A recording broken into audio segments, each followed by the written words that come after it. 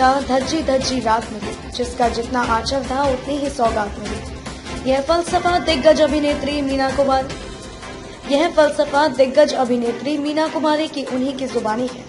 Cinema जगत में tragedy queen के नाम से मशहूर मीना जिंदगी भर सच्चे प्यार के लिए तरसती रही। मीना को पैदा होते ही पिता का पत्थर दिल रवैया, करियर के मुकाम पर महबूब की बेवफाई और पति की अग्नि परीक्षा नसीब हुई।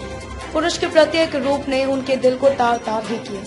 अपने इस दर्द के बारे में खुद मीना कुमारी भी लिखती है। ना हाथ थाम सके ना पकड़ सके दामन, बड़े करीब से उठकर चला गया कोई। 1 अगस्त 1933 को जन्मी मीना कुमारी की निजी जिंदगी में एक के बाद एक तमाम कोहराम आते गए। दर्द को झेलते झेलते वह शराब के आगोश में चली गई और 31 मार्च 1972 को उन्होंने दुनिया को अलविदा कह दिया। मीना कुमारी की जिंदगी की कई ऐसी कहानियां हैं जिन्होंने उन्हें एक अलग शख्सियत प्रदान की। आज हम आपको मीना कुमारी की ऐसी ही कहानियों से रूबरू करवाने जा रहे हैं। मीना कुमारी के पिता घर में एक बेटा चाहते थे। इस वजह से जब मीना का जन्म हुआ तो उनके पिता को यह बात बिल्कुल भी रास नहीं आई। मीना के जन्म के ठीक बाद उनके पिता उन्हें अनाथालय छोड़ आए थे, लेकिन औलाद से बिछड़कर मीना की मां का रो रो कर बुरा हाल हो गया था, जिसके बाद मीना के पिता उन्हें वापस ले आए। मीना कुमारी की परिवार की माली हालत ठीक नहीं थी। घर की सहायता करने के लिए मीना ने बचपन से ही काम करना शुरू कर दिया था। 6 साल की उम्र से ही उन्होंने साल 1939 में विजय भट्ट की फिल्म लेदर फेस में पहली बार काम किया। इस फिल्म में उन्होंने मजहबी का किरदार निभाया। यह मीना कुमारी का असल नाम भी था। इसके अलावा उन्होंने तमाम टीवी शोज में भी काम किया और जिनमें धार्मिक शोज भी शुमार थे। इन शोज में उन्होंने देवी के किरदार निभाए। साल 1952 में रिलीज हुई फिल्म बैजू बावरा से मीना कुमारी को असल शोहरत प्राप्त हुई। यह फिल्म लोगों को इतनी पसंद आई थी कि 100 हफ्तों तक थिएटर में लगी रही।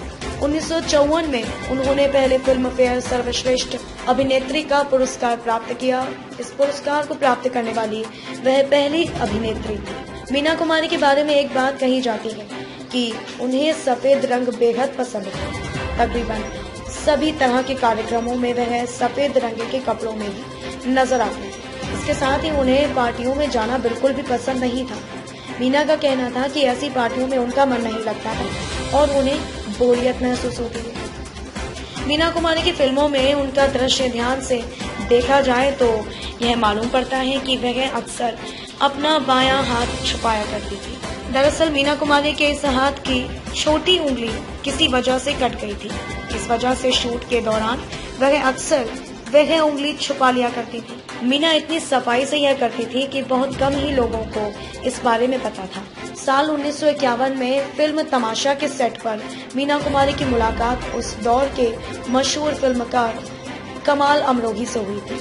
धीरे धीरे दोनों एक दूसरे के करीब आते गए और 1 साल के भीतर निकाह कर लिया। यह कमाल अमरोही की तीसरी शादी थी। हालांकि 12 साल के भीतर ही दोनों के रिश्तों में दरार आ गई। एक रोज दोनों के बीच किसी बात को लेकर झगड़ा हो गया और कमाल ने मीना को 3 तलाक दे दिया।